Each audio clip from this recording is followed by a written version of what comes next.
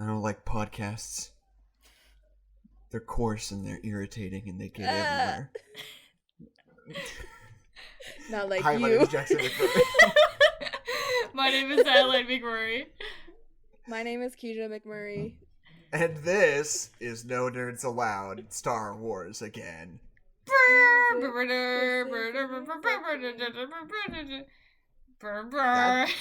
It wasn't Star Wars. What was Star that? Wars go. I can see I close my eyes and the text scroll. It's just going and going. What is Star Wars sound like?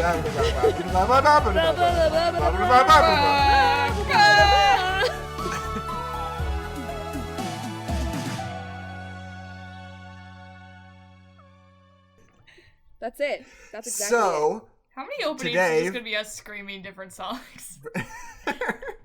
every Star Wars episode, because That's all fair. Star Wars music is great. Has screamable music. Today, we are here with a special guest, Kezia Rhodes. Kezia, it. Me. Yes. how do you feel being on our second ever Star Wars episode? I feel okay. I would have felt better if I could be on the RoboCop first ever RoboCop episode, but that's fine. God, You could still be. It was I can't okay, watch RoboCop put it on again. the doc. Okay, just speak from your memory then. I'll watch Why it can't again. you watch? Wait, why can't you watch RoboCop again? Because RoboCop's fucked up, dog. Yes, it's so good. RoboCop was too So intense is for me, Marriage you can't Story, go I'm back. joking. Listen, the guy gets shot apart by gangsters, and another guy jumps out a window, and another No. guy gets acid dumped onto him. No, and he does not get. He doesn't get shot up by gangsters. He gets shot up by the corporation. He gets shot up by a stop motion robot. Who's kind And of he in turn- adorable. Who kind of looks like What? a big robot. He looks like a big like bunny. Okay, if you say so. Anyway, so Kezia, do you have anything online that you want to plug, that you want to direct people towards? Yeah, I do. The Bible. During these trying times, if you have any spare money, I encourage you to donate to Big Table. Because All right, fair they enough. work with the restaurant industry, and those guys need help right now. Mhm. Well, you could also check out Keisha's video on YouTube where she talks about whether or not you have Jake Paul syndrome. That's a good one. Well, there's also another one where I talk about Eggimals, which was my parody on Hatchimals. That's right. I don't think all I've of- seen that one. All It's of a my good one. content is pointed towards middle schoolers. Which is honestly So- the key demographic. So, okay, we're starting our Star Wars talk. It is my understanding that you watched most of Phantom Menace before you realized we were watching Attack of the Clones. Only a third, which is not most. How was that experience? How did the flash forward treat you? I was like, wow, this kid's so tall. What happened to him? Whoa! What happened to, where's yeah, I don't know. It was fine. It was Wow. So this is Obi-Wan's Attack of actually the in this Clones. movie. This is Attack of the Clones, the second movie ever made that was about Star Wars. the second movie Uh-huh. ever made. Uh-huh. Also true. Okay, but fun fact, it was also the first movie ever made completely with a digital camera. And They that's don't film Very on this obvious. baby. yeah, and Yeah. that's Very why clear. it looks, It looks like bad. shit. Yeah. Like, there were No. many times where throughout the movie I was like, is this literally just a painting? Like, Yeah. is this a video game? Like, what? Right. There's only Is this two that's the thing. people. Part of the appeal of digital cinematography when it was first starting to be a thing was that you could have this infinite depth of field, right? Which is not possible on a film camera. On a digital camera, you can have everything that the camera is picking up all be equally in focus all at the same time. Which is cool if you're using that conscientiously. But when it was brand new and it just kind of seemed new and different, and George Lucas took a look at it and was like, "Oh yeah, that's pretty cool. Maybe most You of the could fit movie can be 1,000 like that." ships into that. It looks horrible if you're not like doing it on purpose. Yeah. There's so many bits where like it's just like a close up on a character, but you can see everything in the background exactly as crisply as you can see Hayden Christiansen's face, Right, and it's it bad. looks so whack. is just, I don't know. And it's something that have learned to just not really do anymore, I guess. Like, and there's so people many don't really shots. use that effect. There's so many shots where literally the only thing that's real is like 2 actors on screen, and then everything else is not real, and it looks bad. Or one actor. Or one actor. Sometimes no actors. You would McGregor's just up there by himself the whole time. Sometimes they just animate C-3PO really poorly, and they're like, we did it, we'll call it a day. Or it's like, we have an actor walking around in a costume, but we're just gonna toss him around this weird factory scene for some reason. Yeah. Apparently, okay, speaking of the factory sequence. Upon my medium deep dive of trivia knowledge about this movie, apparently all of the real life actor filming for that sequence was done in about 40 minutes on a green screen. Wow. Because it was very late in the reshoots process. Wow. So literally it was like a fraction of a day where they were just like, okay, we got Natalie Portman and Hayden Christianson just kind of run around and trip on some stuff and we'll call it a day. Roll. You're inside a giant tube. Your arm's stuck. But it's not gonna get cut off like you think. Watch out, you're gonna get crushed. Move now. Move now, you're gonna get crushed. Hayden, come on. We got 20 more minutes on this set, and then we have to tear it down. Except it's George Lucas, so it's more like, Hayden, for this next shot, you're gonna jump to the side as if there was a giant arm coming down to chop off your body. Okay. To be fair, most of that scene is just Natalie Portman trying to get out of like a big cup. Right? And then she does. And we get to find out that R2-D2 can fly, and that's fun. Why doesn't he do that any other time? New things that R2-D2 can do. He can fly. He can not care whether C-3PO lives or dies. Right. No, he has a tow cable. That ain't new. Okay, Kezia, you and I are fundamentally opposed, I think, on whether or not R2-D2 should fly. If you ask me, R2-D2 should roll around and stick his weird little arm in walls, and that's it. That is the only thing R2-D2 should be doing. No. We all know that R2-D2 is the true hero, the true chosen one of this saga. He's the true Skywalker. Who's in every single episode of Star Wars? It's not Luke. It's not Anakin. It's R2-D2. That's fair. That's really fair. But also C-3PO, Kezia. You can't forget 3PO. Yeah, but C-3PO is a Han Solo type, you see. Like, he's like the swashbuckling rogue. He is kind of a rogue. I hate You know how many ladies wanted to get together with C-3PO? With C-3PO. That one, here's the benefit of me watching Phantom Menace, is there's that sexy silver 3PO droid who's like, oh yeah, TC-14. The Jedi Masters are here. And it's like, why is she sexy? Keisha, I have some terrible news for you. Okay, Keisha, she's not that sexy. Keisha, okay, here's a game. Keisha, fuck, marry, kill. TC-14, C-3PO, R2-D2. Okay, obviously marry R2-D2. Obviously. Duh. But then, fuck C-3PO. Really? Wait, no. what? Wait. Keisha? I told you he's a swashbuckling rogue! This isn't your fan fiction, this is real life. Can you imagine what C-3PO would sound like having sex? He speaks all languages. He speaks every language. He's international. Every single one. So, okay. So you would kill TC-14. Yeah. Okay, the well, one that you just she's said a traitor. Was so sexy. She works for the Trade Confederation. Okay. I'm not I know where my allegiances are, though. with the Jedi Council. Yeah. Because they're not flawed. How whack do you think it would have been in 2001 to hear the title Star Wars Episode 2 Attack of the Clones for the first time? And just be like, what? Like, the fuck? there are clones Clones now? of what? Who's a clone? Who's a clone? Why are there clones now? Imagine and if the whole Anakin movie's was about a him? clone. Maybe he was. Uh-huh. Palpatine was a clone. Uh-huh. And Snoke was a clone. Uh-huh. And Spider-Man was a clone. Uh-huh. Luke could be. Who else is a clone? Spider-Man again. Again, president. several times, actually. Paul Rudd in that TV show. You're right. The name of it I Paul can't Rudd. remember. Yeah. What about Looking at Living with yourself? there's a Weird Al song about clones, so I would imagine in the music video there's a Weird Al clone. That makes sense. I'd buy that. Other clones include Too Many Clones, that episode of Jimmy Neutron. You're right. Right, there's You're a Jimmy right, Neutron you're episode. Dolly the sheep, You're right. right? Is that right? Who is poor probably Dolly. still alive.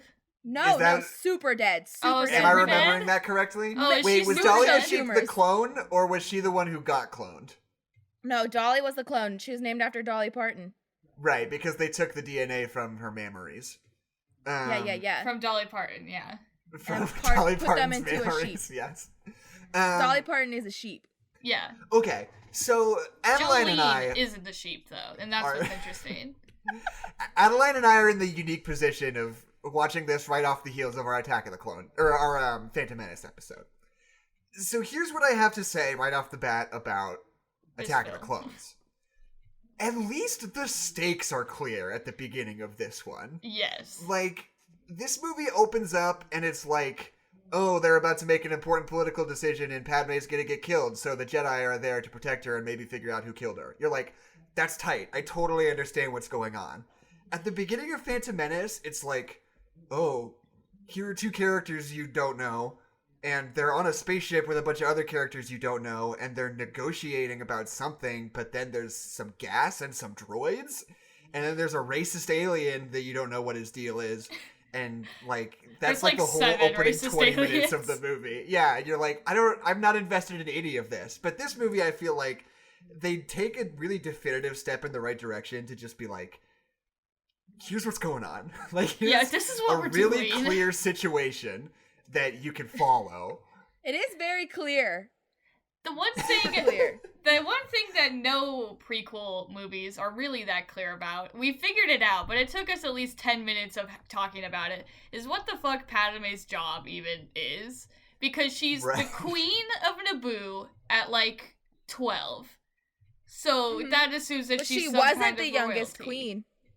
which is fucked You up. keep saying but 12. anyway, She was not 12 in Phantom Menace. She has to be at 14. least okay. 14 is acceptable for her to be in love with a 10-year-old. If she is 18, I'm calling the police. It's not acceptable. Just move on. Okay, anyway. Their relationship is inappropriate. Their relationship Yes. is gross. Yeah. Anyway, but then You now wanna know why it's called Attack of the Clones? Because Star Wars Anakin seduces his babysitter didn't test well. parents didn't like it. We were really shocked. Anyway, This is highly inappropriate. Right. but so now she's no longer the queen. Someone else is the queen, and she is now the senator. And only then, after talking about it for 10 minutes, you realize that queen is like the president, but we can't call it the president, we have to call it the queen. And instead of being the queen, now she's just a senator, even though she was doing this as the queen earlier. It doesn't make any sense. No, because, yeah, that's what's weird, is that she was the queen and a senator before. The queen, presumably, is an elected position. Yes. So you would assume that her being a queen was what let her be a senator in the galactic government. They talk about how the new queen is like, oh, I want you to serve as a senator. And I feel like it's like senator/ambassador vibes. Okay. Yeah. So she's been bequeathed this particular position by the new queen. Yeah. Man, I sure guess wish that the makes movie sense. would tell me that. It did! When? I would like to know. No, it's fully all exposition. The whole movie is exposition. Also, okay, let's talk about Yoda. Let's talk about Yoda in this film. What a fun little green guy. He looks very bad. Uh-huh. He looks like a nightmare. I miss the and- puppet. I was telling Adeline, like, you know how when you're watching, like, the behind the scenes on a DVD of a modern blockbuster, and they show you the, like, VFX compositing montage, and a little line will like slide across the screen, and it'll go from like nothing to like a Nintendo 64 game to like something that looks kind of weird, and then like the final result that is the movie. Like Yoda in this movie looks like it needs one more slide. It needs to go forward one more step, and then it's a real thing from a real movie. Just like a little more rendering. Right. There are times where like his eyes just look like they're his skin. Yeah. Like there's just something missing. You forgot to put the eyes in. Where are his eyes? And like, so why couldn't he just be a puppet? Is it because George Lucas hates the old ways? Puppets can't fight with lightsabers, like spinning all around. Have you even fucking seen the Muppet Show? Puppet can't fight Count Dooku. Puppet can't it grab could be like lightning. It could be like in the Muppets where they kidnap Jack Black, but it's Star Wars. Yeah, that's what I want. That was also didn't test well with parents. No. Well, what are your thoughts, Kezia, on Yoda having a lightsaber and flipping all around? Okay, I think that if I was me right now, 22-year-old Kezia, transports back to 2002, and I had been living my whole life like a Star Wars fan. It's like, oh, new Star Wars episode's coming out. That's so cool. I think sitting in the theater, I would have been like, oh my god, Yoda with his lightsaber, that was so cool, it's so dope, oh my god, I can't believe he's doing this. Did you see him? Oh, he beat Count Dooku up. So what about like, maybe... What about But what do you feel now? Currently now, I think that I have seconds earlier? I think I have enough foresight to know, like, oh, there's absolutely no reason why Yoda should be doing this at all. Like, because that goes against every single bit of his character. And his teachings.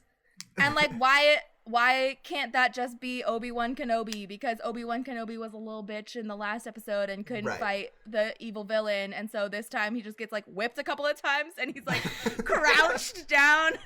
And, like, Anakin gets his arm chopped off and Obi-Wan Kenobi's still like, my leg. But at the same time, though, to be a Jedi, you gotta do your lightsaber time. You gotta have 1,000 Malcolm Gladwell hours on the lightsaber, so what would he do then? I don't think he needs to prove that. I don't think that needs to be. That's I think fair. that's just a given. I think that just let it go like unsay. Yoda could come, even like walking in, like Yoda could be there for like a second, and Count Dooku could be like, "Oh shit, I'm not even gonna deal with that," because that's he would. He's just so afraid of it. Like if Oogway the turtle from Kung Fu Panda, if he walked up at the end and was like, "I'm gonna kill Tai Long," I just watched Kung Fu Panda again, by the way. Hold up. I would have been like, similar. That's stupid. That's dumb because this is the pandas fight. It's the pandas fight. You know what? Kung Fu Panda, a lot like the prequels in a lot of ways. No, Kung Fu Panda's way better. How fucking dare you?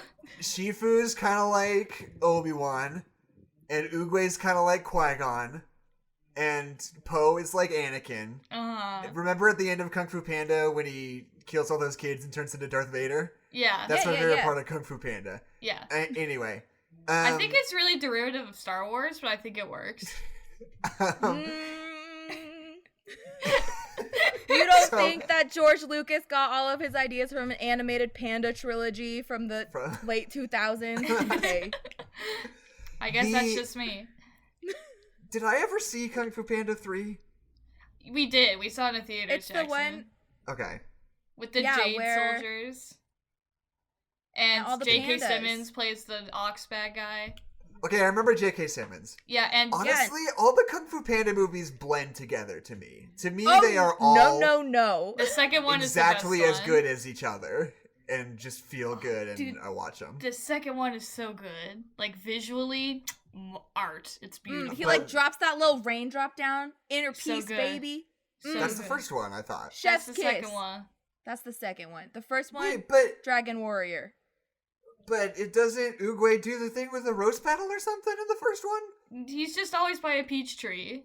Oogway turns into a peach petal in the first one. That's right, he turns into peach trees. What's the piece of nonsense where they're getting the dragon scroll out of the mouth and... That's the first one, bro! That's what I'm talking about, though. Doesn't he do something with a petal? Yeah, Shifu does that, not Oogway. Okay. But Oogway's not in the second one. Yeah, because Oogway's gone. He's out of there. Right. Dead, What Jackson. Yoda should have like been. Qui-Gon Jinn. Like Qui-Gon Jinn. I don't know what we're arguing about anymore. The second Kung Fu Panda movie is the best one. Okay.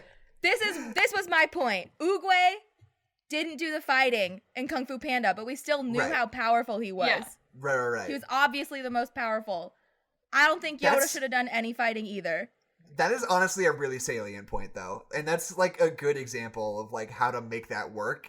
Even though you don't ever see anything, you just kind of know that he could fuck shit up if he really needed to. Yeah. Kind of like Christopher Lee as an actor. That's not a good analogy because he does fuck shit up whenever you ask him to. But still. I was just astonished at the fact that Christopher Lee is, like, 85 years old in this movie. I know. He looks like he's like 60. Yeah. And he died when he was like 93. And he just was like acting and looked really good and healthy like right up until he died. Like, I don't know how it's possible. He looked like he was like maybe like 70 when he was like super old.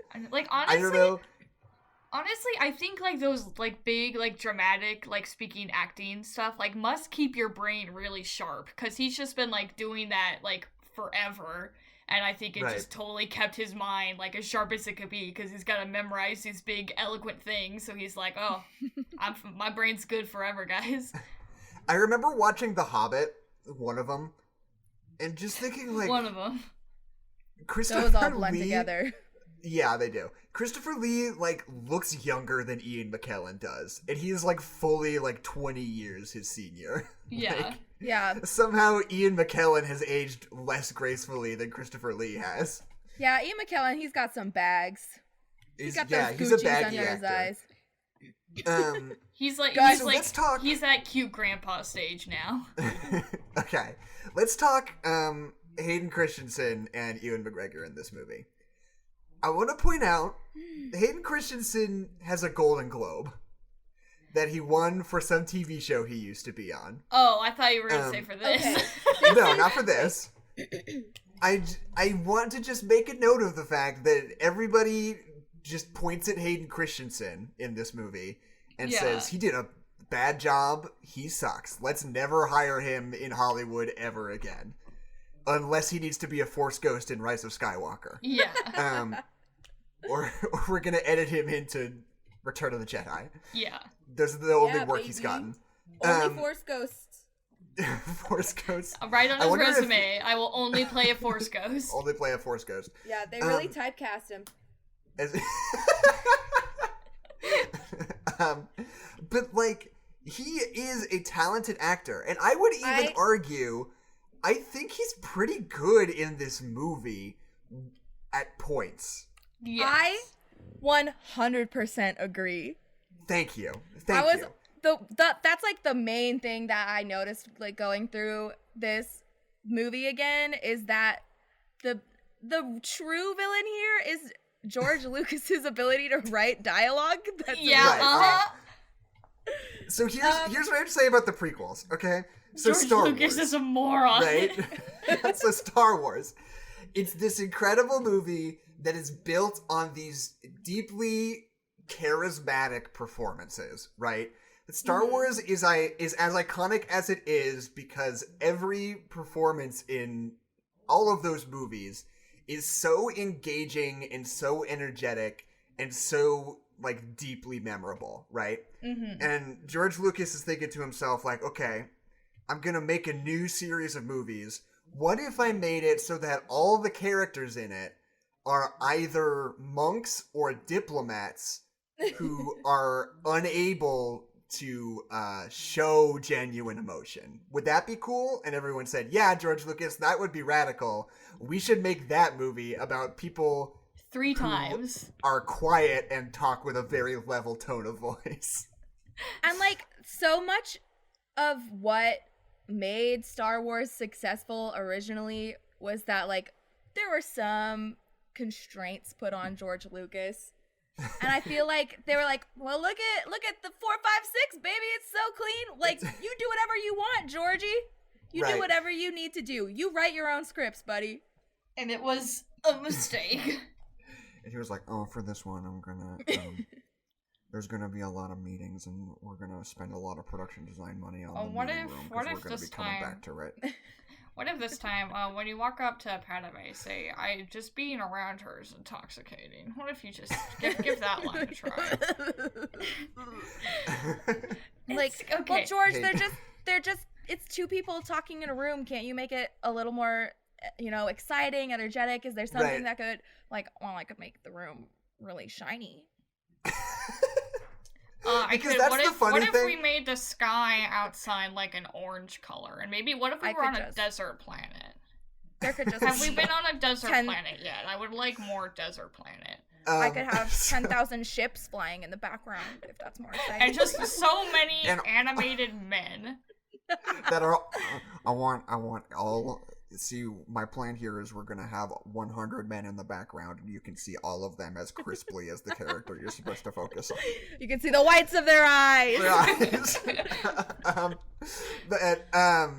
What else were we talking about? But the original Star. So the joke about George Lucas, that's what all the actors said, was that he didn't know how to communicate with actors in order to get them to do what he wanted, And what he would always say to them on the original Star Wars, which he directed, he would always say, "Faster and more intense." That was the thing he would say over and over and over again.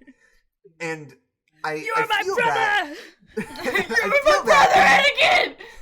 In the original Star Wars, like those performances feel like people who have been told faster and more intense, Yeah. But this entire movie feels like people who have been told slower and less energy. Yeah. I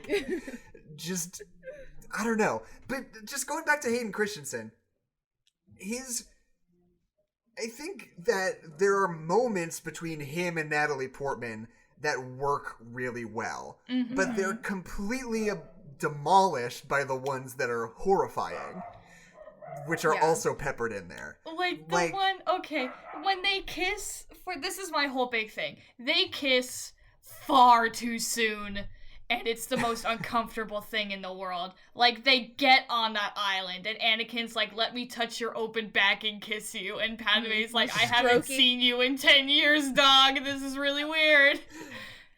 And then, after that, they have some good interactions where you're like, "Oh, I kind of believe that these people get along." Yeah, so they're just switch it around. Switch it around. Like, there are points and moments in this movie where, like, when Hayden Christensen is talking to Natalie Portman, if you mute it and you're not listening to the dialogue, you can see that you can tell what he's feeling. Like, oh, he's in love with her, but he's not supposed to be. Like, there are those nuances in his expressions that get covered up by, "I hate sand.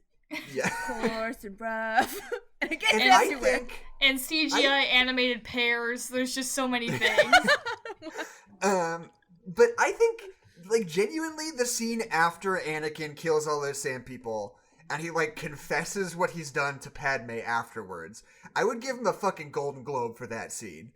It's a good scene. I think that is a spectacularly executed, like, dramatic unit. I think he's really phenomenal in it. Mm-hmm. But he also is just like, "I wanna talk to Padme." The whole at other parts in the movie, and you're like, "Oh man, this is a real roller coaster." Yeah. And there's that scene where they're like having a picnic, and they're like talking about like politics, kind of, and they're like have like genuinely really good dialogue, and it seems like they get along and are like interacting with each other in a productive and friendly way, and you're like, this is good. Like, I see this and I feel this. But the pear stuff, I don't. The pear stuff is bad. I also think that Ewan McGregor is pretty good in this also. And I mean, look, and when I say people are pretty good in this, it's all relative. From one scene to the next. Well, yeah, from one scene to the next, but also just to what they're forced to do. I think that, like, the dynamic between Obi-Wan and Anakin is fun, because in the first movie, they don't really interact very much, but because Obi-Wan's not in that movie. They tell you that he is, but he's not.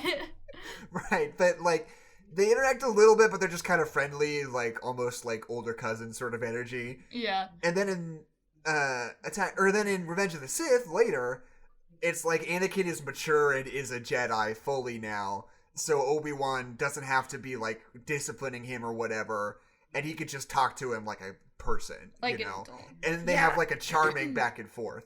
But in this movie, Obi-Wan is like really and fully like the stern parent, you know. Yeah. Well, there are many times where Anakin's like, "You're the only father I've ever had, Obi-Wan." And it's Right. like a little uncomfortable and feels like there wasn't a clear understanding of like what Obi-Wan's role was supposed to even be in his life, Right. where he was like, "Pay attention, young Padawan," and it's like, you're like 10 years older than him. Yeah. Like, I would never talk to or if like a 30-year-old talked to me and was like, "Listen up, you little whippersnapper," I'd be like, what? What? We're like professionally at the same level. Right. And I feel like a lot of people get turned off by like the beginning of this movie where Anakin is just like, "Oh god, I want to fuck my babysitter so bad." Yeah. But like I feel like it's supposed to be weird, I think, on a certain level. I really 'Cause do hope so. You know Anakin's going to turn into a school shooter by the end of the movie. Yeah. No. So like So the fact that he's in love with his babysitter shouldn't surprise you. But the way that Obi-Wan interacts with him, like, I was really paying attention to Ewan McGregor's performance because he's not putting up with it at all. Like, every time Anakin says something super creepy, Obi-Wan's like, Don't do No. that. Watch your Don't do lane. that. Watch your profanity. he says, like, be careful of your thoughts because that's some whack shit, I think is the quote. Yeah. And he seems like very much like he's trying to like talk to him and be like, "Hey, you need to calm down. Like, you are behaving inappropriately."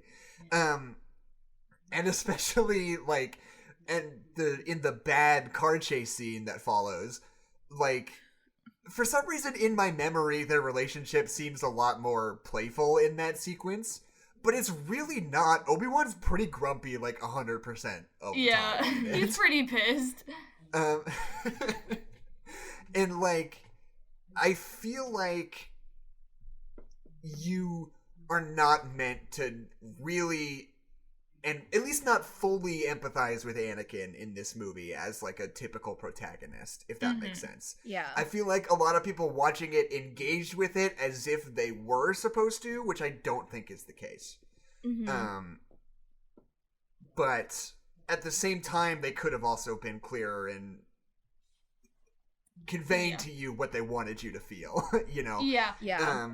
I mean, it's a weird predicament with protagonists because a protagonist does not always mean good guy, and we're kind of discovering that a lot. Like, that's the whole discussion about Joker. But like, even with the prequels, like with Anakin basically being the protagonist, like, we know this is going to be Darth Vader, so it's like, how do we like convey that he used to be good and turned bad and still show that descent with him being the protagonist and without being like, it's cool that he's so horny and angry and murdery and weird about this stuff, like, you know? Because it's so cool that he's horny and angry all the time and doesn't have any outlet for it. Yeah, isn't that cool? Don't you want to be like that? I wish that, like, this is not who George Lucas is at all, but like so much of what makes Anakin unlikable for me is that like he's just really ham-fisted with everything. Like, the second he sees her, he's like, "I'm intoxicated by her aroma," or whatever. I know. Like, it's, Right. like, that's like, just don't say anything at all. Like, we can surmise by your actions of maybe Right. Obi-Wan says like, "Hey, Anakin, I told you to." Your outpost, you're supposed to be in the hallway, and he's like, "No, I need to make sure that Padme's okay." Blah, blah, blah, blah. Like, we'll get it. We're not stupid. Like, Yeah. like, That's true. "Oh, I never stopped thinking about you." Like, For 10 like, years, even though I haven't seen you in 10 years. Right. God. and then he's like, "Oh, R2, she didn't even recognize me," and like, obviously she did because she speaks to you and references who you are by name. And says, "You've grown." Because the last time she saw you, you were a different actor. But that's fine. Cut her some slack. So the car chase. Yeah. is not very good. It's a fun idea. We do some fun things. It's my favorite part in the whole movie when Obi-Wan jumps out the window. Right. No, that's there's great. so much falling in this movie. Like I know. a weird amount of just like falling straight down and like limbs fully outstretched. Like multiple times. Like starfish style. Yeah. Like, so one of the big takeaways when we were talking about Phantom Menace was that, like, the thing that George Lucas is really and genuinely great at from, like, the early days of his career are, like, the technical... I'm going to use the phrase nuts and bolts every time I describe this because it's the best way I can think to. So just don't make fun of me for saying it over and over again. Like, the technical nuts and bolts, like, practical elements of filmmaking, right? How to string a sequence together in a way that is satisfying and narratively cool. That his original movie, the first one he ever made, it was called THX 1138 or something like that. Weird, catchy, almost plotless movie. Yeah. But it is, like, mechanically sound, you know? And the original Star Wars was, like, him going out of his way, or I should say American Graffiti was him going out of his way to, like, make something more character-driven and more sort of populist. And then he sort of decides to take both of those sides of him and put them together and makes this thing called Star Wars, and then that's all he can ever do forever. Yeah, he's not allowed to make any other movies. But... Or maybe more of these movies. Maybe he shouldn't just be allowed to make movies. He's not even allowed to make Star Wars movies, so... Yeah, because we can't let him. If you can make billions of dollars off of people not wanting you to make a movie, where do I sign up, please? But what I'm getting at is that, like, in Phantom Menace, every big action sequence is incredible. Like, everything fits together so fundamentally well, and everything's so satisfying and so clear and so easy to understand and just, like, clean and perfect in terms of what he's trying to do in the sequence, you know? Mm-hmm. And, like, that's what George Lucas is really, really good at. But I think out of these three prequels, this movie is the only one that doesn't, like, kind of bat 1,000 when it comes to big, giant action sequences, you know? Yeah, there's just, like a bunch of medium action sequences. Right. Yeah. Well, like, I like the droid factory stuff. I think that's a lot of fun. The lightsaber fight at the end is cool until Yoda shows up. And, there's gotta be another cool one. I don't remember what it is. There might not be one, but... It's when Jango Fett just gets his big ol' head chopped right off right from right. The Colosseum. The Colosseum. The Colosseum's rad. Yeah. But, so those are great. But Jango Fett fighting with Obi-Wan fucking blows. It's really bad.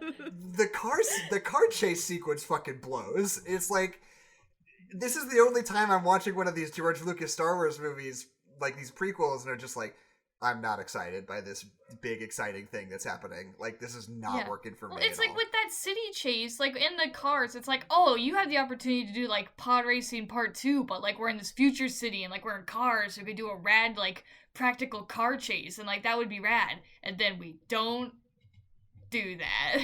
Yeah, it felt like George Lucas saw Blade Runner and was like, oh, that's kind of cool. I like that. I'll do that. I would like to do that.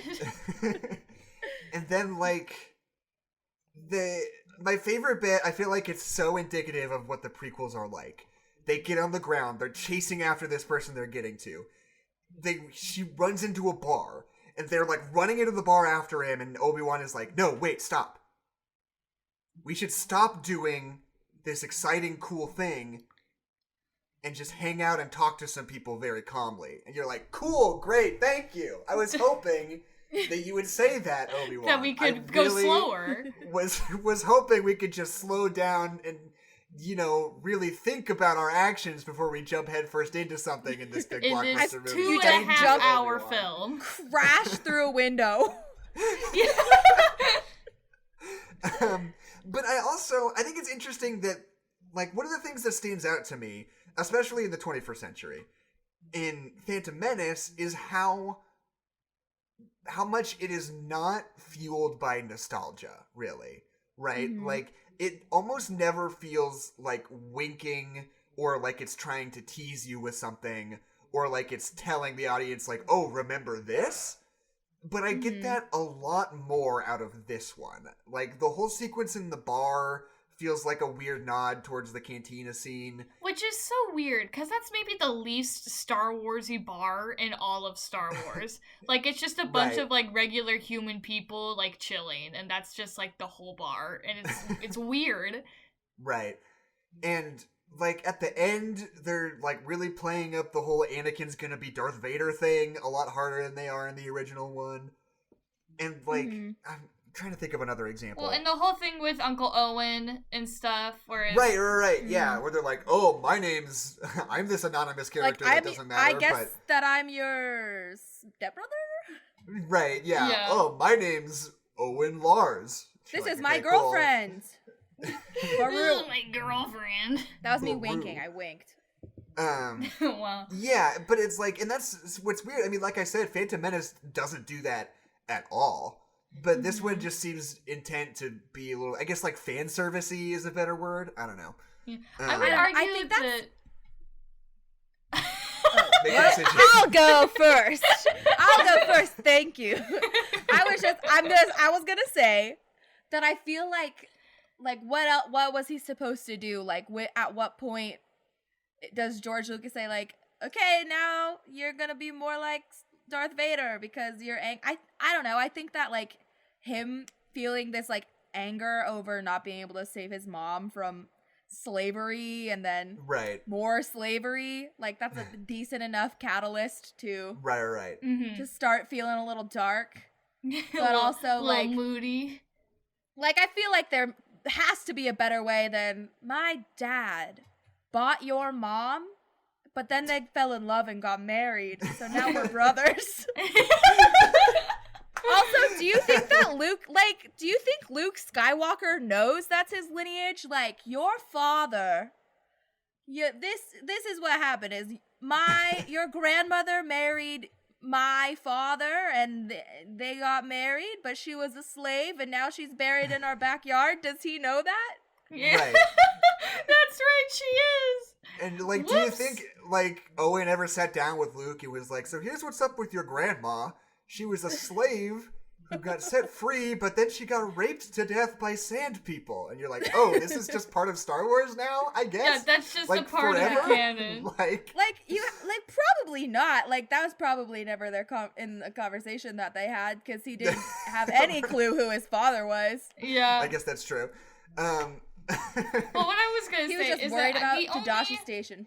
Oh. Yeah. No, wanted to go get those power converters. The only, like, fan servicey thing in The Phantom Menace, I would say, is probably C-3PO, because I don't think the prequels can figure out what they're doing with C-3PO. Like, I really think they wrote the whole trilogy and then went, oh crap, we didn't write in C-3PO anywhere.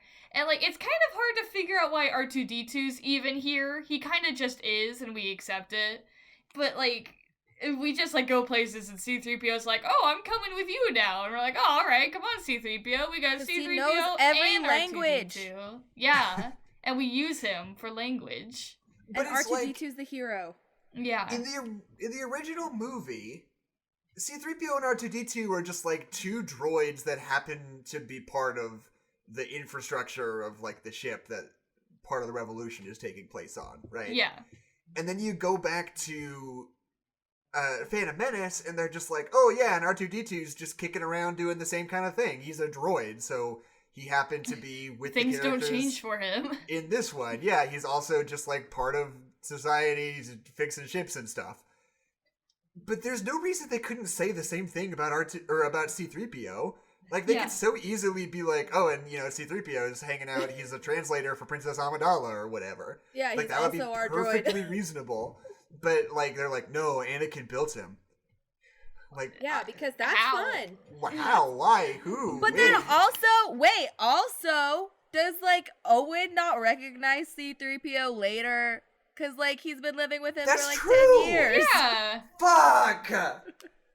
Owen should absolutely know who C-3PO is. God damn Like, it. for 10 whole years. Or, like, C-3PO wouldn't be like, oh, Owen Lars, I haven't seen you. You are my friend. Because he, like, apparently loves his friends or whatever. Right. Yeah. If he loves Poe Dameron, he loves Owen Lars. According to J.J. Abrams, C-3PO loves his friends or whatever. God. That's not canon. Okay, I wrote down 2 things in a row. 1, Dexter Jettster rules. I love this 50s diner in space. Fucking kicks ass. Love him. I disagree. Cool. I do not like it. Second thing, Jedi Library also rips. Old Jedi Librarian tells Obi-Wan that he's a dumbass. Real good stuff. It's like, I think that one of the planets is missing. Is it in the library? No. Then it doesn't exist. It doesn't exist, bitch. And then some 12-year-old wants help or whatever. I'm looking for the word flurgle in this dictionary, but it goes straight from flu to... I can't wait to see where you go with to this. The beginning of the letter G. Can you help me figure out where the word flurgle is in this dictionary? If it's like, not in there. Well, it's... okay. A great bit. That took a lot of brain power for me to try to figure out other FLU words. I like that Adeline fully gave you an FLU word and you just ignored it. And you didn't take Wait, it. What did she say? I didn't hear it. I said flute. Oh. It was a very good one. So what do you think about Dexter Jettster, Keisha? It felt like George Lucas had watched Back to the Future and was like, oh, I love diner scenes. I'm gonna put a diner scene in my movie. Thank you, Keisha. But I mean, go ahead. It just felt weird and like, oh yeah, of course Obi-Wan is friends with this diner guy. Yeah, why wouldn't he be? And diners exist in Star Wars, I guess. Yeah, people gotta eat. Fun. Yeah, but like, why would there be a droid that's like, okay, honey, go ahead and sit down. I'll take your order. Yeah. Do you want a Diet Coke? Like, why is it the exact 50s aesthetic? How does that even work, Jackson? They had a 50s in space. But not the same. It didn't come out of the money that was generated by World War II. So why would it look the same? No, wait. I mean, I wanna run with the idea that a galaxy far, far away progressed exactly the same way 1950s America would have. But wait. Long time ago. Excuse you. 1956. Yeah. 1956. You ever heard of American Graffiti? Pop that sucker right in episode 2. Because look, everything George Lucas does is like weirdly influenced by like the 50s, right? Like American Graffiti is like set in the 50s. Star Wars is like an old 50s pirate movie, but it's in space. Yeah. Indiana Jones is like weirdly an homage to like old biblical epics. Yep. And like, to me, it just like makes sense. It's like, yeah, of course, Star Wars. It's all about the 50s. There's a 50s diner. I buy it. We get to see this guy's butt crack. That's funny. I feel like that George Lucas is going after the tone that was set in the 1950s, and the tone in like a 50s Western wasn't like, I don't know, a cowboy from Gunsmoke walks into a 1950s diner and the waitress is like, okay, honey, you want a little sarsaparilla? I'll get you your sarsaparilla. Oh, you want anything else? All right, yeah. The guy you're looking for is right over there. Okay, I want to talk about Liam, who is one of the younglings that Yoda is teaching. And for some reason, it's so funny to me that in Star Wars, Yoda's teaching a bunch of little alien kids, and he's just like, Liam, go ahead and close the blinds for me.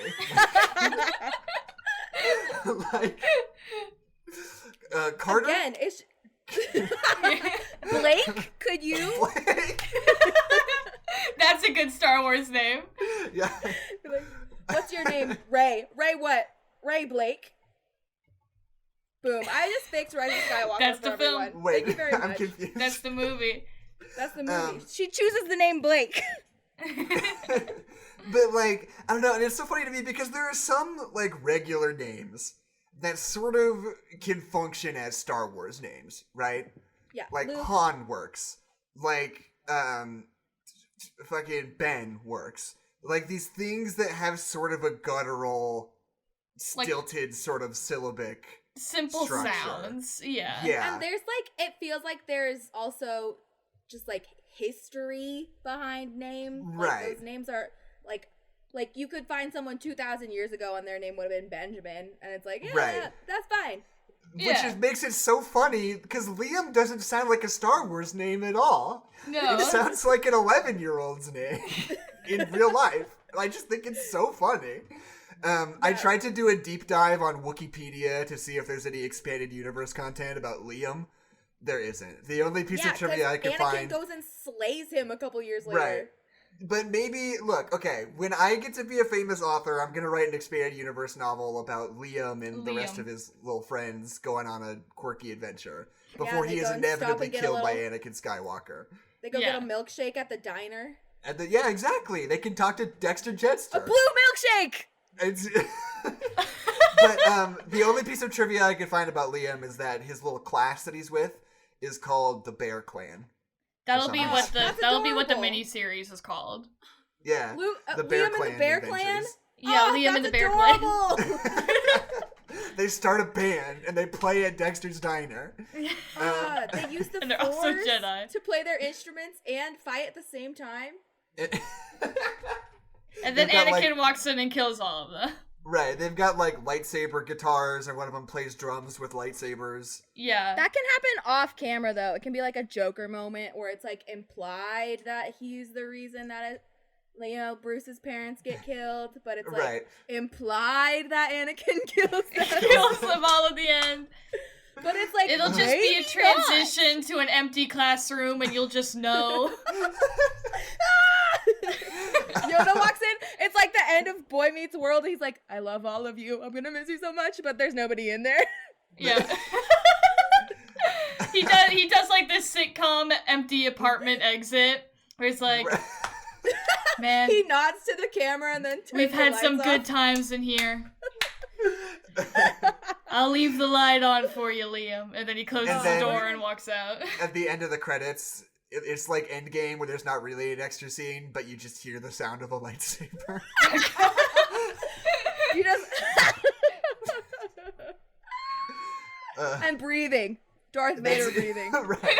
And that's the thing about the Star Wars like expanded Disney canon right now, is that like originally the idea is like at the end of Revenge of the Sith, the clones kill all of the Jedi, and the only people who survive are Obi-Wan and Yoda. And that's Chewbacca. it. But he's not a Jedi. He's not being But targeted Chewbacca by... makes it. No, because right. Yoda at the end's like, Chewbacca failed, we have. Yeah, my favorite Chewbacca, part of that I'm movie. mega What fucked did up, I bro. do wrong?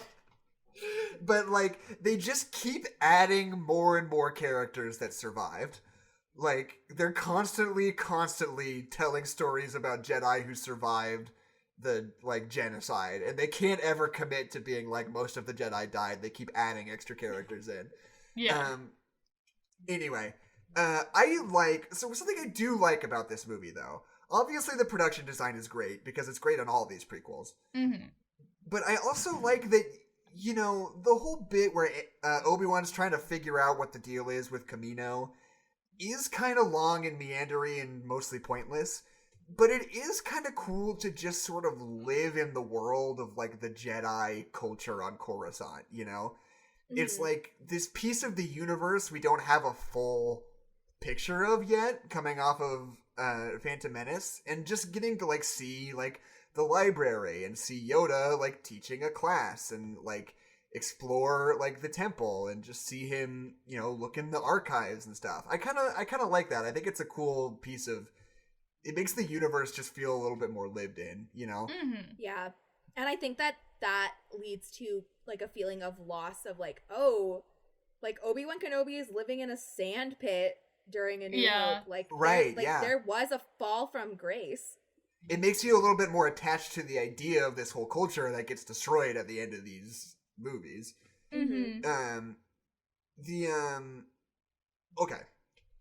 One of my biggest takes about this movie is that they spend a lot of time.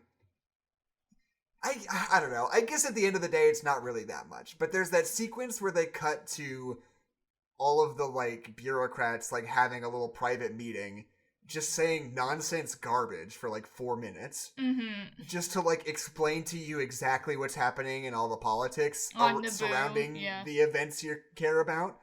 And I just don't even think we need that. I don't think it needs to matter, like, the granular specifics of what's happening. Mm-hmm. If you just say, we're about to make an important political decision, so I'm in danger, it does not matter what that political decision is.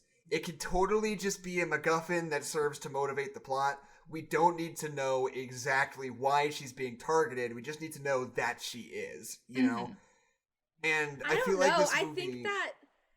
Ooh, you can finish. Go ahead. Thought. No, I think that George Lucas is super obsessed with, like, this idea of democracy and what is true democracy, and he says democracy so many times. So many times. There's this, like, a lot of the prequels are about, like, this fall and this loss of what, like, a true republic looks like, and they were fully being controlled even before, like, the Emperor rose to power. Like, they were always under his control. Right. And I think that's, like, a lot of what he's trying to say, but it's just, like, boring?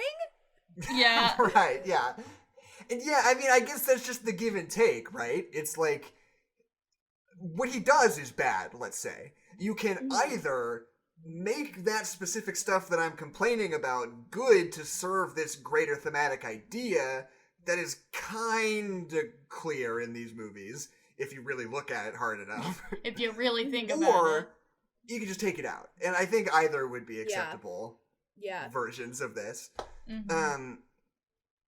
I just want to say I like the Jedi Starfighter, where they have that, like, ring that he goes in that lets him go into hyperspeed. I think that rules. Yeah. I just think that's fun production I had that same design. thought. I was like, I like that there's like a civilian mode where he's down on the planet. He doesn't have to go super fast, but then he can, click back in.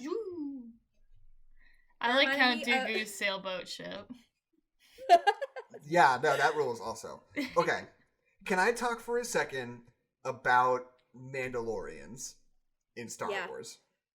So let's start with a timeline of, like, the iconography of the, like, Boba Fett Mandalorian helmet, right? Uh-huh. Mm-hmm. So first, Boba Fett is just a cool guy with a cool helmet. And then this movie is like, he got that cool helmet. He got that cool helmet from his dad, who had the same cool helmet. And then a little while later, in the Clone Wars, they're like, oh, that helmet is from a specific race of people called the Mandalorians. And during the Clone Wars, it is a race of people that live on the planet Mandalore, and they're a specific, like, warrior tribe. And they're like, cool, so that's what Jango Fett is? And they're like, no. Absolutely not. And then skip ahead to The Mandalorian, the show, in which it's totally different, where they're like, oh, Mandalorians aren't like a race, they're just like a creed of people. You can come from anywhere, but they all wear these helmets. So it's like, so what? Nothing means anything, right? Like, we can't figure out what a Mandalorian is. And for some reason, they couldn't just have made Boba Fett a Mandalorian. I don't know why they couldn't have done that, but they go out of their way to be like, no, different thing. It's like they give him a different helmet. Yeah. Like, Boba Fett. Why does he have that helmet? Fett is a special clone of Jango Fett that had his own thoughts. He could think on his own. But he's not a Mandalorian, but he wears Mandalorian armor and he follows all of Mandalorian protocol when you meet him in the original trilogy, but he's not a Mandalorian. Right. Not a Mandalorian. Not a Mandalorian. I think that comes from like not knowing what you want to make. Like, it just it started with like, oh, I have a cool helmet. let's give that guy a backstory. Like, it's that inside out or outside in storytelling where it's like, Right, I didn't right. actually have a plan, but I guess people like this guy, so let's give him a TV series. Right, Yeah. right. It's like the Joey when there were no friends, it was just Joey. Yeah. Right, yeah. The Mandalorian really is the Joey of the Star Wars world. Yeah. I love the Mandalorian, though. Don't get me wrong. No, rules. I You don't like love awesome. Joey? You don't love Joey? No, that's what I'm saying. Is Joey was superior to Friends Why was Joey the one who got a spin-off? because he didn't have I any feel other work like to do. Because he He's was kind the of hot the one. second worst friend, right? Who's the worst friend? Ross is the worst friend. Ross is Everyone the knows worst Ross is friend. the worst friend. I would say when your friend is in a relationship with you and breaks up with you and then sleeps with someone else, I'd say that's a bad friend. And Okay, just wait, does okay, actually- migroaggressions all day long, I think that would be Let's a bad do- friend. Let's do a friends ranking, okay? Okay. For me, I think obviously Ross at the bottom. Yeah. Then probably actually I take it back. I think I like Rachel less than I like Joey. I like Goes- Rachel. Ross, Rachel, Joey, Phoebe, Chandler, Monica. I'm gonna say Monica's the best friend. I You think like I think Monica more than Monica's the best Chandler? friend. Monica's think I more do like Monica responsible more than than Chandler. Chandler. Are we talking about like how much we like them or like how good of a friend they would be? We're talking about best, Okay. which is the best one. I would say Chandler. I like Chandler. You like Chandler the best? He's funny and he's sweet and he's trying his hardest and he gets better. I like him. Right. Keisha, what do you think about this show, Friends? What's your friends ranking? Rank the friends. I've never seen an episode of Friends. Oh, really? Okay. It's actually good. Wait, I wait. actually enjoy Friends. I'm gonna amend my list. Okay. Number one friend is Paul Rudd. Oh, That's yeah, fair. yeah, That's yeah. fair. That's fair. He and Phoebe get I'm gonna married. say the number one Something friend was happens. It's great. My number one friend, the friends we made along the way. That's a good one too. I amend my list. There's now 8 friends. Uh-huh. Number 1, friends who made along the way. Number 2, Paul Rudd. Number 3, Uh-huh. Monica. Gotcha. Yeah. All right, Um, BuzzFeed, where you at? Yeah, come Bullshit. on. Write this down. We're Give making us articles the for job. you. What if, that would be a fun article to write, like ranking the friends, but then it's just ancillary characters from Friends and none of the core friends. Okay. Anyway, number The one friends friend. of friends. Number 1 friend, Phoebe's brother who likes to melt things. Okay. That is a very specific Friends joke that I'm embarrassed that I can make. That you know because I just am always watching Friends. Yeah. Okay. I want to talk about this whole weird clone army conspiracy thing. Yeah. Because, so as far as I can tell, Yes. the thing is that the people in the Republic commissioned this army a long time ago because they want to go to war, but they kept it a secret from the Jedi. So they're surprised to find out about it, but all the bureaucrats already know because they're planning to go to war. Am I reading that right? I think so. Or is the Like- subtext that Palpatine made it and was just like, here you go, under weird dubious circumstances you have an army now because they're trying to push the world towards war? I think I both feel- are fine. Like, I think it was like, oh, we have this feeling like we're like there's going to be a lot of unrest, and the Jedi, they're not going to be able to do everything. So who is the Jedi councilman that they kept referencing who's dead? Right. Yeah. They were like, that guy. he said he wants, we're going to make those clones now because he said, get our planet off the registry. We ain't here. We're building clones. Right. I believe the Jedi's name was Phoebe's brother who likes to melt things. Oh, yeah. Yeah. It was Joey. It was Joey. You're right.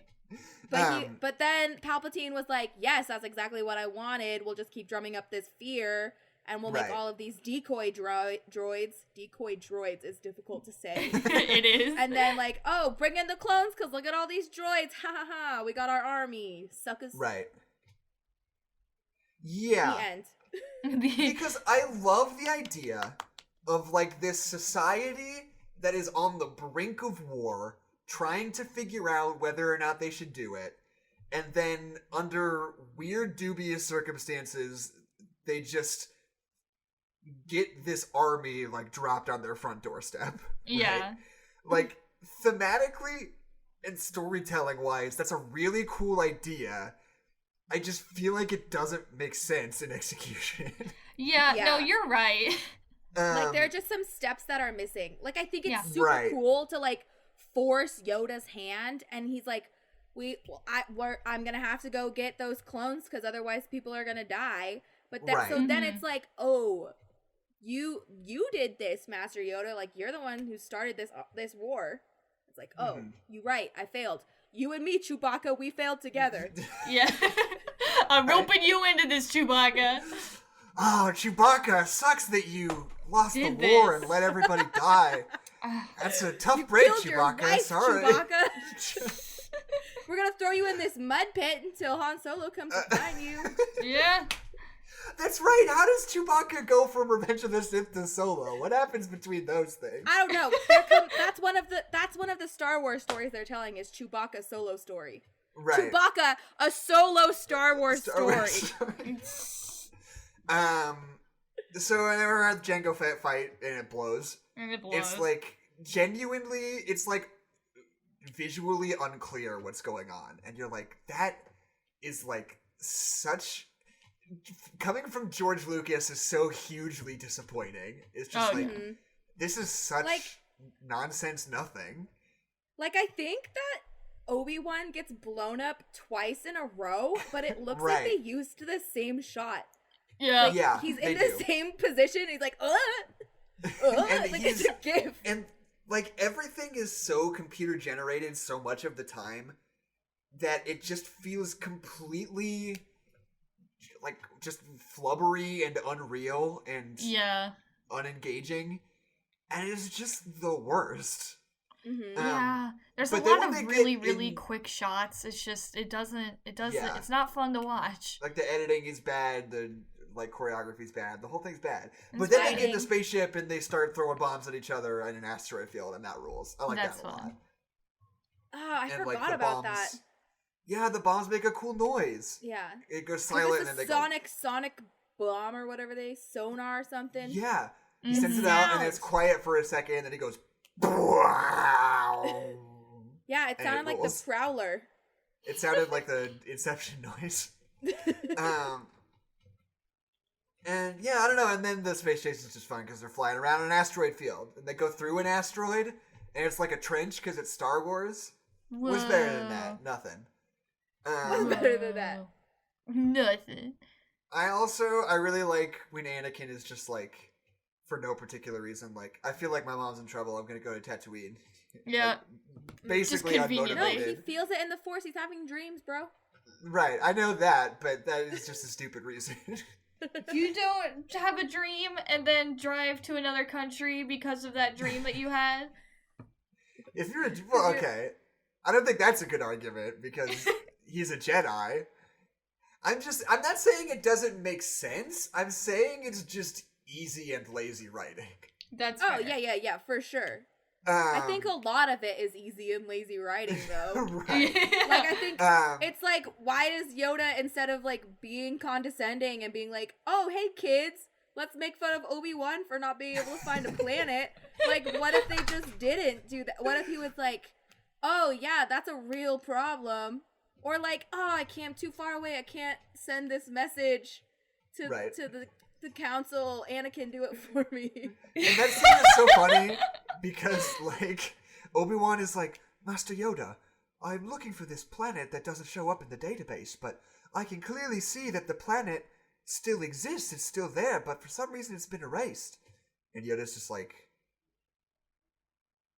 cool? It sounds like you already know everything you need to know. I don't know what you're asking me for. Hey, 12-year-old, what do you think? I think the planet was erased. And Yoda's like, me too. Yeah, thanks, so Obi-Wan.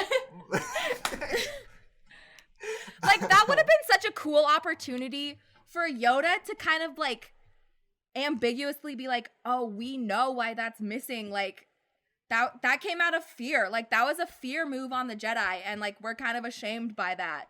And, like, I don't want you to go snooping around in that because I think that's, like, we're not proud of that. and then he goes anyway. Like, that would have been cool. And like, like Obi-Wan, like, obviously, like, falls into the same pitfalls that Anakin does all the time, but he's just like a couple steps ahead, so he's always like blaming Anakin. Like, that would have been such a cool move where like Obi-Wan thinks he knows more than the council, and it backfires on him. Right, yeah. So me and Adelaide were talking about this while we were watching it. At this point, you've got Anakin on Tatooine, and then you've got Obi-Wan on Geonosis, right? They're like these two discrete orange desert planets that you're cutting between. And like, something that you have to take into account when you're doing parallel action is the ease of viewers to tell different things apart. Infinity War is great at it. They're cutting between like 4 different scenarios, and they each have really distinct color palettes. So you know instantly what you're looking at whenever they switch between them, without having to like give you a little title card that says like 3 days ago or whatever. Also, remember, we're on Titan.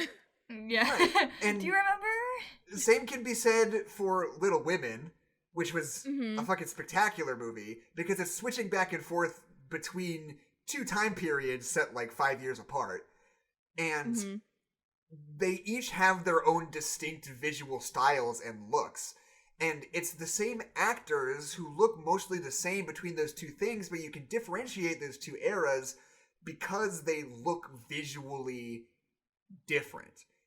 And this movie we're cutting between 2 different brown desert planets. Yeah. And you're constantly confused about where you are at any particular moment. Yeah, like, I know we're on Tatooine, but only because I know what Luke Skywalker's house looks like. Yeah. Because I've seen Star Wars before. I like when Anakin gets on his angry revenge speeder and they play Duel of the Fates as he's just like riding angrily across the sunset desert. I just think there would have been better times to play Duel of the Fates than when Anakin gets on a motorcycle and then talks to a Jawa. Like, I want something cool to be happening when Fury of the Fates is playing. Yeah, I think maybe if it had like, because I love the subtlety of how it like switches over. Like, it's pretty, like, there's a gradualness that comes from it, but maybe if it was like while he's going to find her and then he finds her, and that like that's where that switch is, because his fates are dueling then. Like, ooh, I'm gonna go down this Jedi path, I'm gonna go down this Sith path, I don't know. Who's to say? Who's to say? I don't know, I just think it's a cool song, and I like watching people ride motorcycles at sunset, so I thought it was good. It would have been cooler if the motorcycle did look terrible, though. I also just want to point out my favorite character in Star Wars, Poggle the Lesser, who's that weird bug guy who speaks in a weird click language. They never tell you who Poggle the Greater is, but he's Poggle the Lesser, and he's a bad guy, and he's great. What was I about to say? Okay, so this is a debate that has been raging across generations, I feel like. Okay. I've had this debate with Anna, I've had this debate with Adeline a few moments ago, and I'm going to bring you into it, Kezia, okay? Great. I got my boxing gloves on. Say again? I have my boxing gloves on. I'm ready to rumble. At the end of the movie, Padme is wearing this white shirt that has become sort of an iconic look. There are weird little fabric panels on it that go across sort of the lower half of her breasts, the corner of which rests right on her nipples. Are her nipples poking through the shirt, or does it just seem that way because there are, like, corners right where that would be? I have to look this up now. Okay. I was not paying attention to that. I was paying attention to the action, because I only have eyes for We watch Star Wars for the plot, Jackson. I only have eyes for I watch Star Wars for the nipples. Droids. Padme.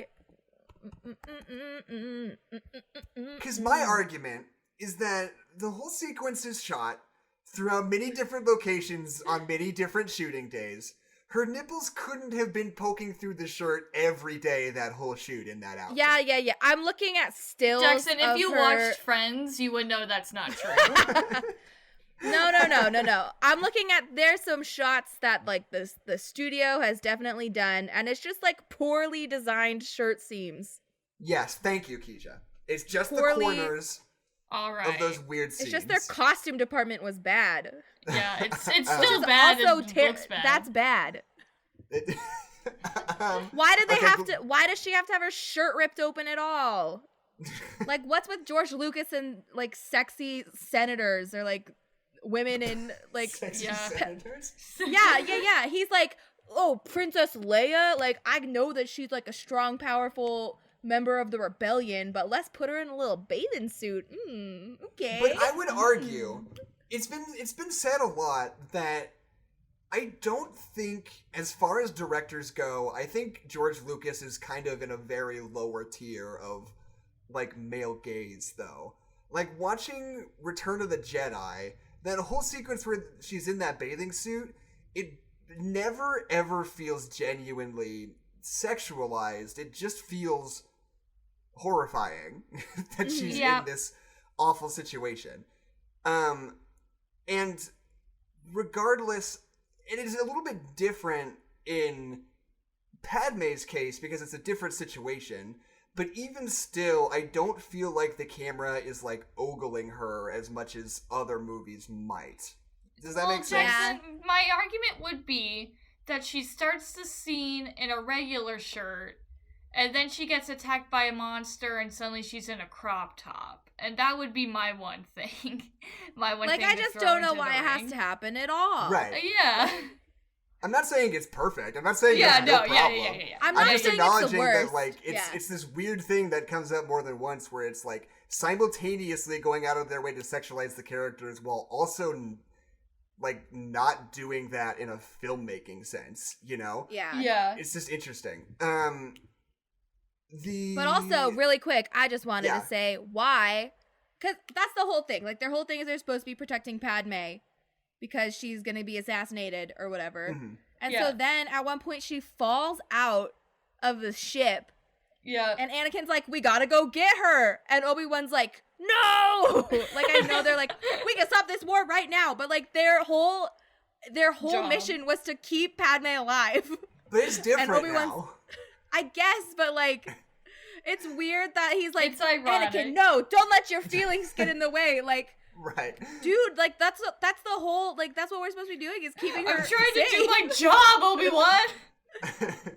And I think that the whole sequence at the end, where, okay, first of all, it doesn't make any sense that they're, like, captured by Geonosians and put into gladiatorial combat. Yeah, that whole scene makes no sense. I don't know. Don't it looked like it. John Carter. And yeah, John I don't know Carter's bad. why that happens. Yeah. So, like, barring the fact that it doesn't make any sense that that happens at all, it does kind of rip, though. I love that little rhino. I love that little rhino. The little rhino's red the face. best one. If I had to rank the three, this is would a powerful. Okay, wait, no, let's play this again. Adeline, fuck, marry, kill the three aliens. Oh, god damn it. I think I would marry little rhino guy. Okay. I think I would fuck spider cat guy, and I think I would kill weird bionicle monster guy. That was exactly what I would say. No, I would kill Joe Exotic cat bug. Okay. Fair. I don't like Tiger him. You don't like Spider Cat? I did not like Spider Cat. You don't want to live dangerously? I think you would be good. I would marry the praying mantis one. He Because just looks too much like a bionicle. Yeah. Because this is why. Because I think that he would be the most fun to ride on. Maybe I would want to fuck him then, actually. Yeah. I feel like the only thing set in stone is you should marry the rhino. Yeah, marry the rhino. Yeah. You're right. We're all marrying the rhino, I just love that little rhino. Is that a euphemism for something? Marrying the rhino. It's like taking a bullet, you're marrying the rhino. Just go ahead and marry the rhino. Yep. Just marry the rhino this one time and all. Can you imagine instead of a secret wedding between Padme and Anakin, it was a secret wedding between Anakin and the little rhino. And the little rhino. Why do you keep calling him little? He's the size of a regular rhino. No, he's bigger than a regular rhino, but I just think he's a little rhino because he's just little. So, and then all the Jedi show up. Okay, here's another thing I want to talk about the prequels.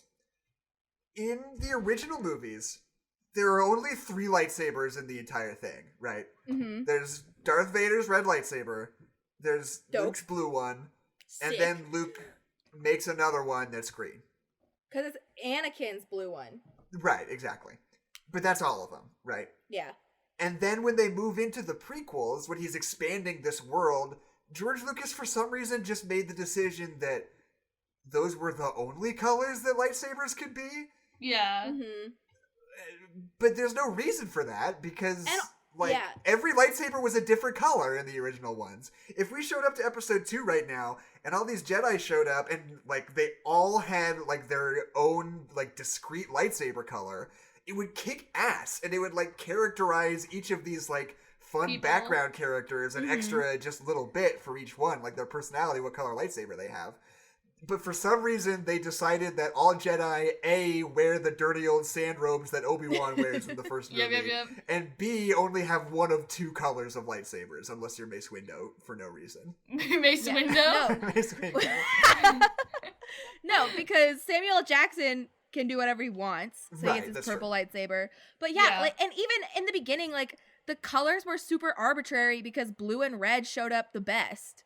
Right. I mean, that's, they were just... Like, there's absolutely no reason it couldn't be a fun little rainbow, besides the fact that people are like, well, lightsabers are blue and green. That's what they've been for the past 20 years, so why would... Right. I don't want to see an orange lightsaber!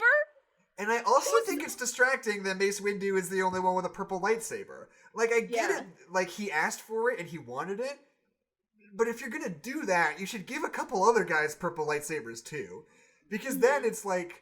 Why does Mace Windu get a special lightsaber? He's just, like, another Jedi. Why is he so special? What if he discovered the special purple crystal, Jackson? Yeah, special Kaiser crystal, and they have to come up with a whole new backstory.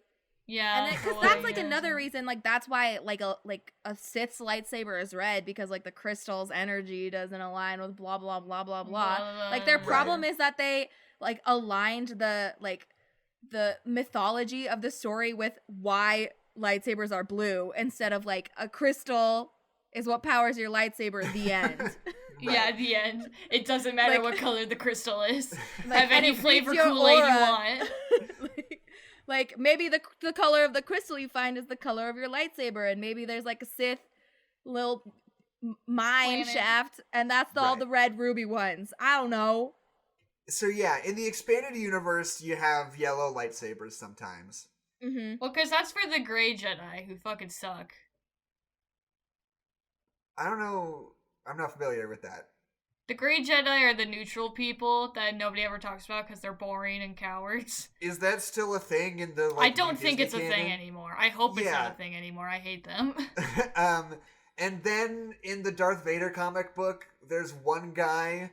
who's not like a Jedi, he's just like a guy who found a lightsaber, who has a purple lightsaber, again.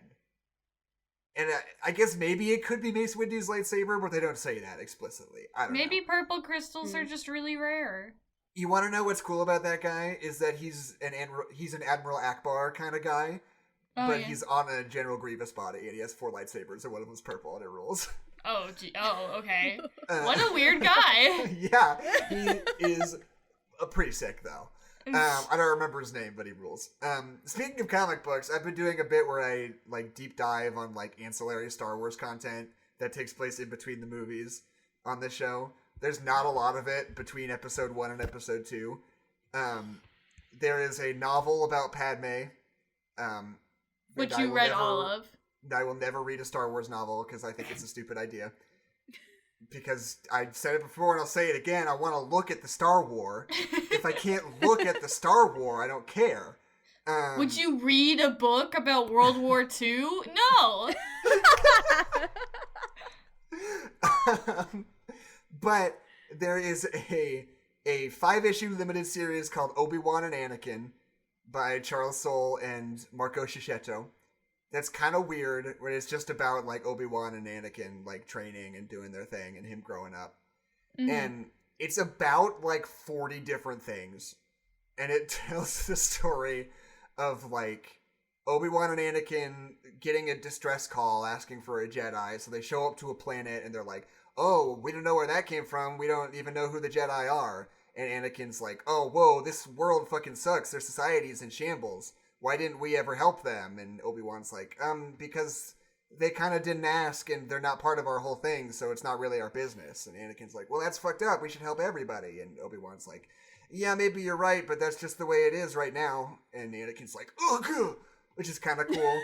But then it's also about, like, Palpatine talking to Anakin and molding his mind. And then there's a weird thing about art and about how the people on the planet are, like, partaking in art from an old culture even though they exterminated them, and there's, like, a whole, like, weird little sub thing about, like, the culture behind artistic expression that doesn't really have anything to do with the rest of the story, but that's in there. I want to talk about Palpatine grooming Anakin some more. No, yeah, I mean, that's what's kind of cool about it.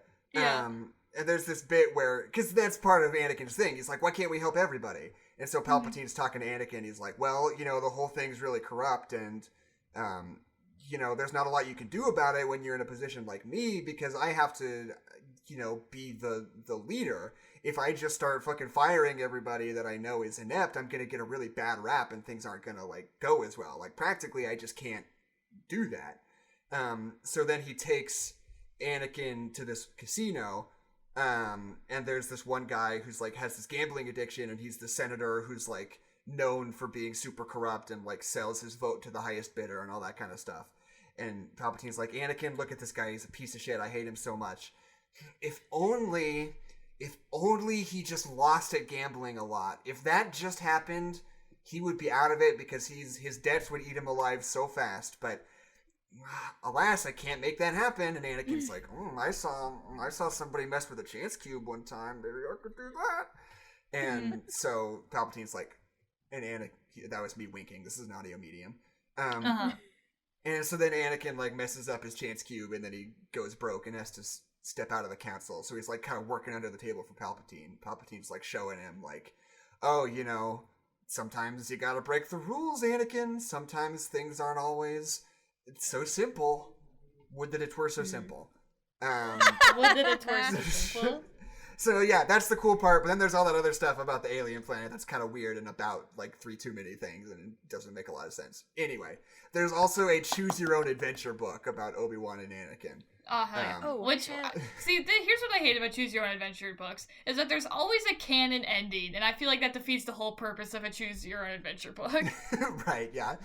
I was gonna say, I wonder what that's like. Is there one where it's like, oh, you killed Anakin? Yeah. Is there one where, like, you have to chop up Obi-Wan Kenobi or your game won't be successful? That's a Bandersnatch reference for you. Boom, boom, boom. Sounds good. Okay, so we're at the end. All clones look bad. I don't know why they couldn't get real guys to be clones. You got so many dudes to be stormtroopers in, like, whatever year Star Wars came out in the late 70s, and you can't just do that again now? Now that Star Wars is the most popular. And you have so much money. Yeah, you have so much money, and so many people would be so eager to be a clone trooper in Star Wars. Yeah. We're animating them, baby. Baby. It's a cartoon. 100 discrete generated stormtroopers. You ever seen Mary Poppins? You like that penguin scene? The whole movie's the penguin scene. Whoa. No one's ever done that before, bitch. And guess what? Every stormtrooper on screen is as crisp as a fresh apple. Yeah, you can there's see one all right of in them your so face. clearly. One 1,000 miles away. Same. Looks like he's right here. He just looks like a really tiny one. I gotta the whites say, of his eyes. I gotta say, the lightsaber duel at the end between Anakin and Count Dooku. It's fun. It's good. They keep doing those close-ups on the two of them as they're swinging their lightsabers around, and you don't get to see the choreography, but you can just see the light of their lightsabers, like, swishing around on their faces. rips. That's Yeah. like maybe one of my favorite little sequences in a Star Wars movie that I could think of. You see, I would disagree. I think it's a little silly. I think it makes it a little silly. I think that Star Wars is supposed to be a little silly though. Like that part That's when fair. Anakin's It's like dramatic. when Anakin's like, "Oh man, Obi-Wan's gonna kill me," when he he loses his that's fun and it feels playful and it's like they obviously have a background and they've this has happened before. Like Anakin went in too hot-headed and Obi-Wan told him to calm down and he didn't. And oh man, you have to start over and make a new lightsaber, you idiot. Right. And it just, I don't know, close-ups are good, and doing a close-up like that in a fight sequence is a really cool idea because you get to really get in their heads and see what they're feeling while they're fighting with laser swords, which is something you don't usually get to really see that much, Mm-hmm. And then Are Yoda you shows up. up. What I'm putting down? Yeah, and then Yoda shows up, and Yoda and Count Dooku throw some tubes at each other for 3 minutes. So slowly. Yoda catches and then a Count lot of Dooku lightning. drops about 3 ceiling tiles on Yoda, and then they shoot lightning at each other for a little bit, and then they fight, and then it's fun. Literally, here's what happens. I'm going to describe it. Count Dooku grabs a thing off the wall, throws it at Yoda. Yoda catches it, puts it down. Count Dooku picks a different thing up off the wall, throws it at Yoda. Yoda catches it, puts it down. Count Dooku grabs some stuff off the ceiling, throws it at Yoda. Yoda catches it, puts it down. Count Dooku shoots some lightning at him. Yoda catches it, puts it away. Count Dooku shoots some more lightning at him. Yoda catches it and puts it away. And then they get out their lightsabers and they start fighting. And then they start fighting with lightsabers like adults would. Like adults. It's like if baseball didn't have a bat in the game. It was literally just can the pitcher throw the ball to the catcher? Yeah. He did it again! He did it! He did 1 it again! point! And it's who, in the script that seems like a bad idea. When you're filming it must seem like a bad idea. When you're cutting it together, it must seem like a bad idea. How did that go through so many phases of the film production cycle and make it into this final movie? How can you think that that's cool and interesting? No one was like, hey, this is bad! It is Or nothing. what if we just did this once? Right. What if we just did this one time? What didn't if work. they were even if they did all that same stuff, but they were moving around or dodging stuff, or doing it quicker, planted in one place, and it takes so long. Ugh. It's just like that scene in The Last Airbender when there's 70 people earthbending all at the same time and just one rock floats by. You did a whole Zumba routine for one rock. No wonder the firebenders beat your asses. That's And the last thing I have written down is that when Anakin and Padme get married, C-3PO is the best man. Yeah, because why? He's the hero of our story. Hero. Yeah. And Kezia wants to fuck him. If I had to. If given the chance. If I got the chance. I don't want to fuck him. I would just rather fuck him than I would marry or kill him. Yeah, exactly. I'm not gonna... Hey. I'm not gonna kill C-3PO. He cares about his friends. I'm not gonna kill him if he doesn't get one last look. I wouldn't kill you if you didn't get to get one last look at Poe Dameron, your best friend that you've known for a couple weeks. If the three of us were Rey and Finn and Poe, who would be who? I think. That's hard. That's tricky. I feel like we wouldn't be any of them. I think we're all Poe Dameron. Those people are all charismatic war heroes, and we're recording a podcast. I don't know. Ray. I could be Finn. Okay. Ray. So do you guys have any final thoughts on Attack of the Clones before we wrap up? This has been a way long episode. It has. I'm a long talker. It's not as bad as you remember. Yeah. But it's never as good as you hope. It's still the worst one, for sure. It's still the worst one.